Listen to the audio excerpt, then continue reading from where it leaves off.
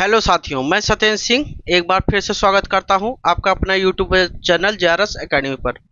दोस्तों, पिछले क्लास में हम लोग क्लास 12th का फिजिक्स का प्रैक्टिस क्लास हम लोग कर रहे थे और अब तक हम लोगों ने 3 क्लास कुल किए हैं। उसमें कुल टोटल हम लोगों ने 17 क्वेश्चन किया है और कूलाम के नियम पर आधारित हम लोग क्वेश्चन देख रहे हैं और कई क्वेश्चन हम लोगों ने देखा भी, बहुत बेहतरीन क्वेश्चन। और ये सब जो क्वेश्चन हम करा रहे हैं सारे के सारे कंपटीशन में आए हुए क्वेश्चन हैं।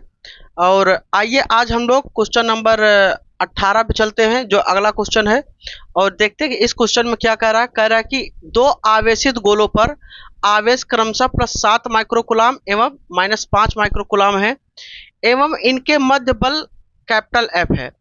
ठीक है ना। मान लीजिए दो गोला है, एक ये है और एक ये है। इस पर जो आवेश है इस पर कितना है, +7 माइक्रोकूलाम है और इस पर कितना है, -5 माइक्रोकूलाम है। ठीक है ना। ये दो आवेश है। कह रहा है कि मान लो, अब देखो यहाँ दूरी नहीं दिया है तो मान लेते हैं दूरी कितनी पर है, आर पर स्थित है। ठीक है ना। दूरी कितनी है, आर पर स्थित है। तो कह रहा है कि इनके मध्य लगने वाला जो बल है वो कितना है, एफ है।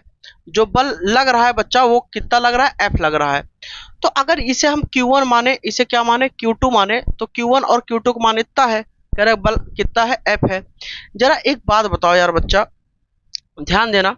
अगर हम यहाँ पे बात करें तो कितना बल लगेगा, चेक करते हैं कितना बल लगेगा। तो भाई बल एफ है, तो यहाँ से कह रहा है कि आगे कि यदि प्रत्येक को -2 माइक्रोकूलाम का आवेश अतिरिक्त आवेश दे दिया जाए तो इनके मध्य नया आकर्षण बल कितना हो जाएगा। पहला नंबर देखो यार बच्चा, अगर हम निकालें बल तो बल बराबर हो जाएगा 1/4πε0 Q1 Q2 बटे कितना हो जाएगा बच्चा, R² हो जाएगा।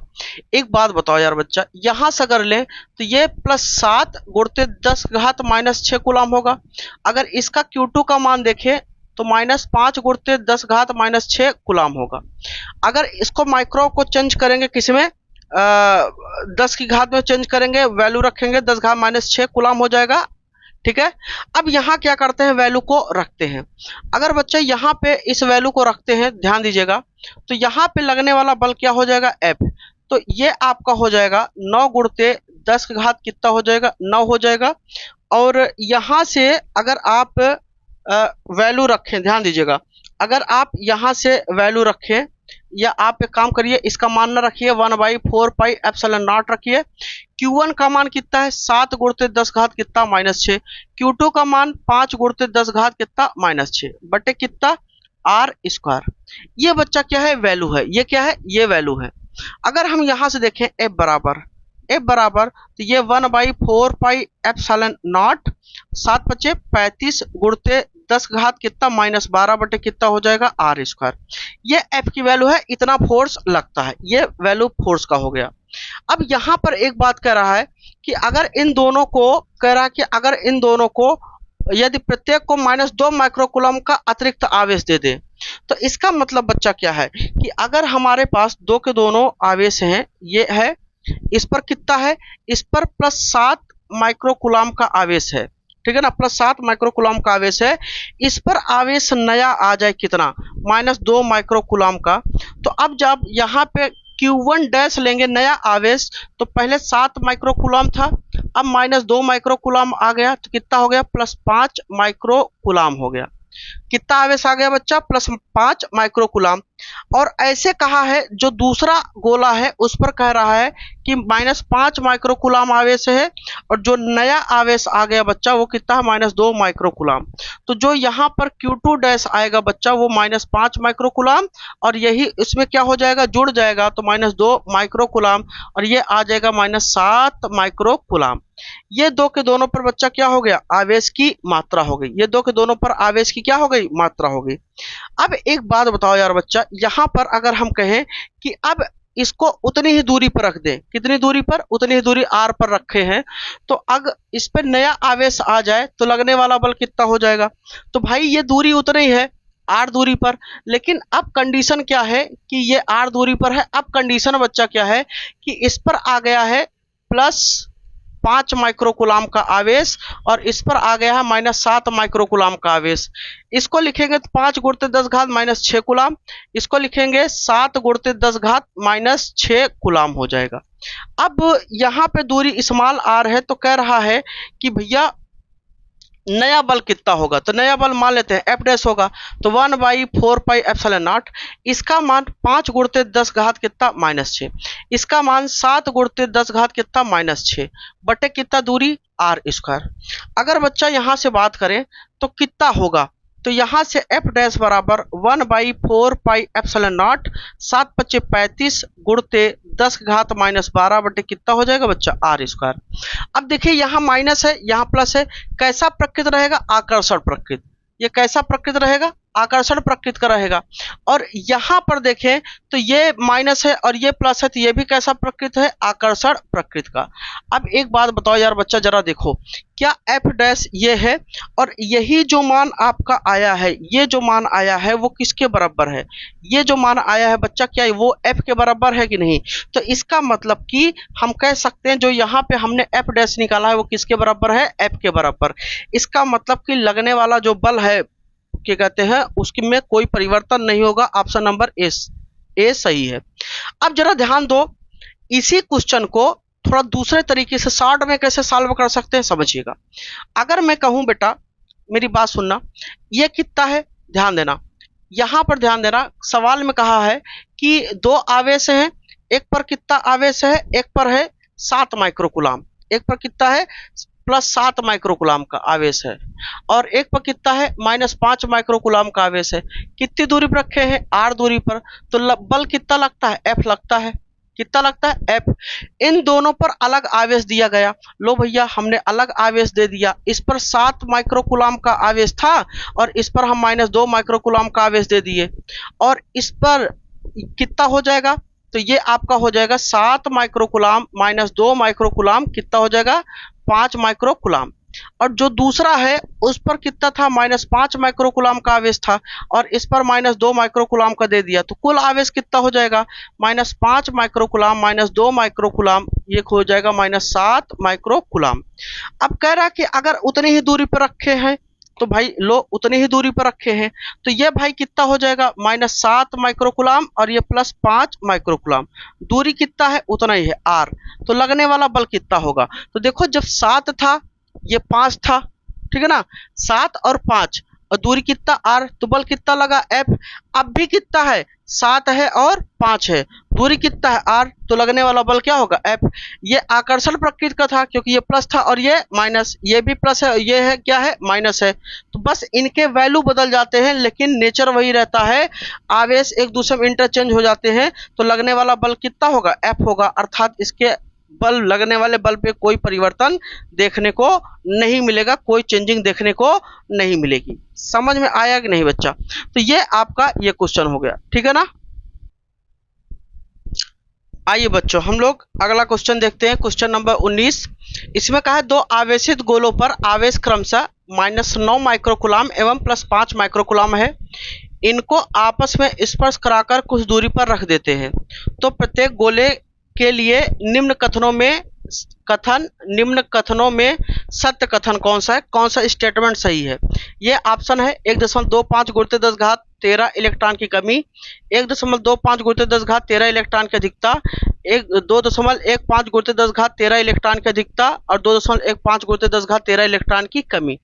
आइए चेक करते हैं इसमें से कौन सा स्टेटमेंट सही होगा। जरा समझिएगा, इसमें एक आवेश ये है, ठीक है, और एक ये, इस पर कितना है -9 माइक्रोकुलाम का और इस पर कितना है +5 माइक्रोकुलाम का।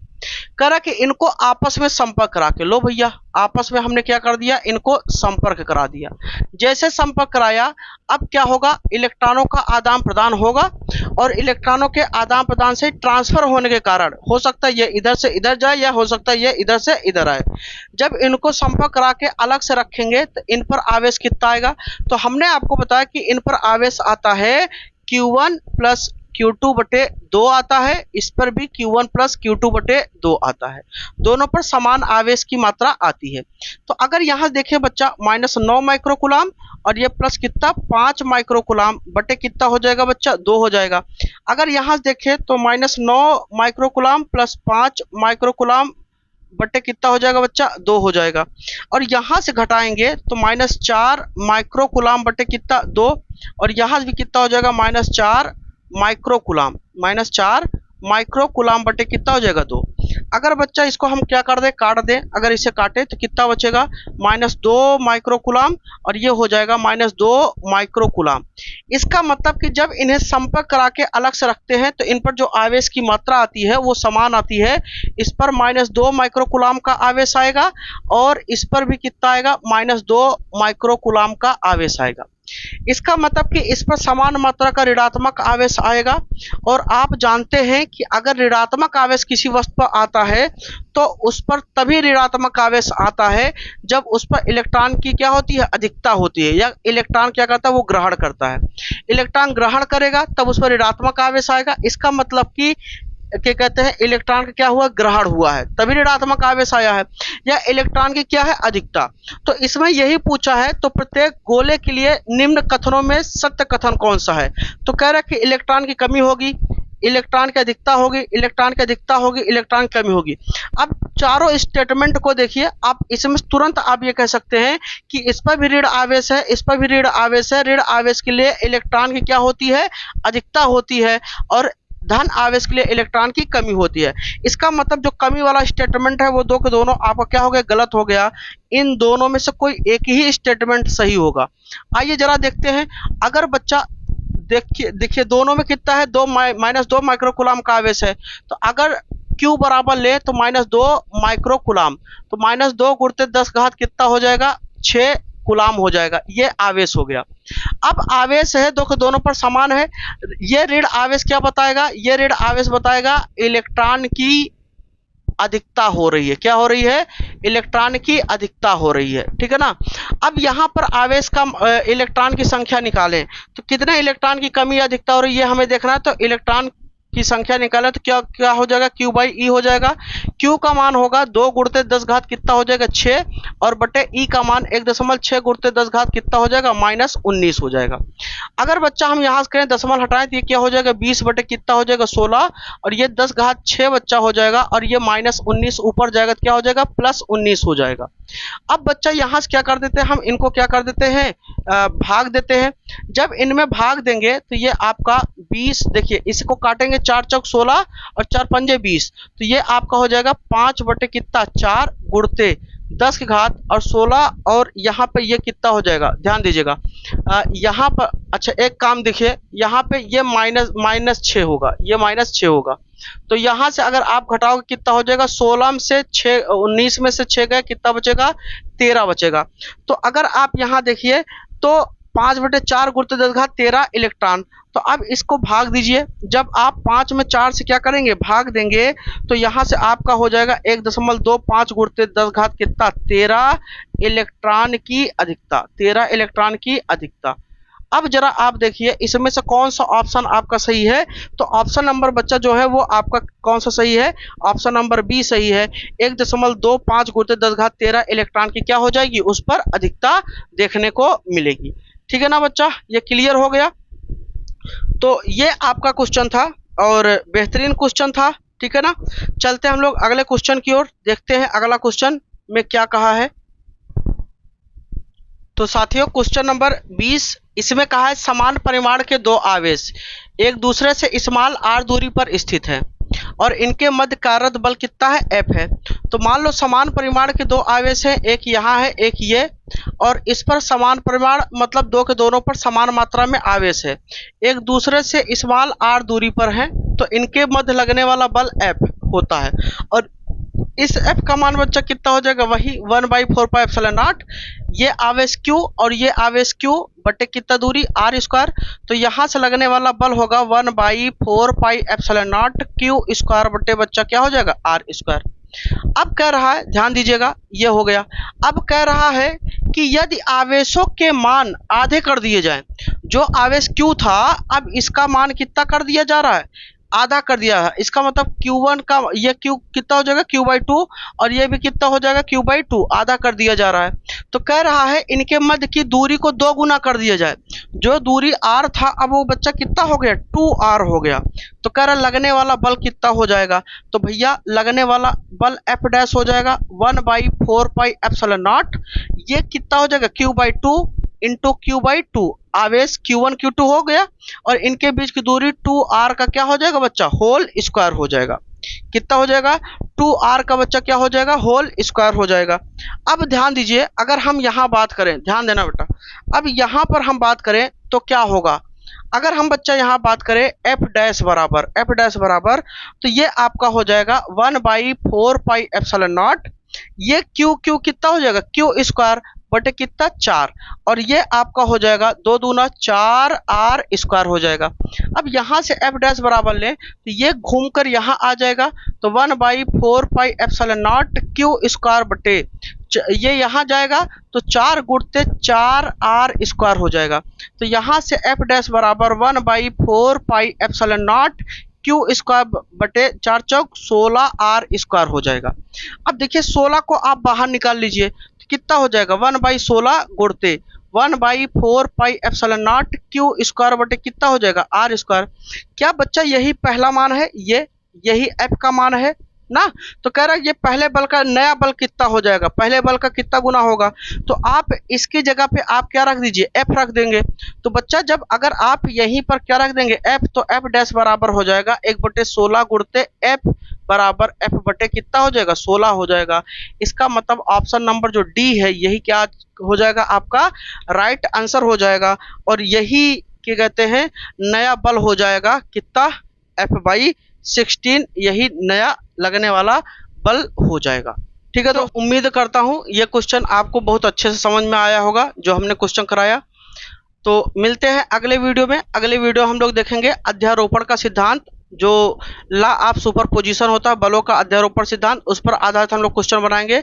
ये एक कूलाम के नियम पर नॉर्मल कुछ प्रश्न थे जो हम लोगों ने किए, कई सारे क्वेश्चन किए हैं, आपको भी बहुत अच्छा लगा होगा क्वेश्चन देख के। तो अगर वीडियो आपको पसंद आया तो जरूर आप लाइक करें, चैनल को सब्सक्राइब करें और दोस्तों में शेयर करें। मिलते हैं दोस्तों हम लोग अगले वीडियो में अध्यारोपण के सिद्धांत के साथ में।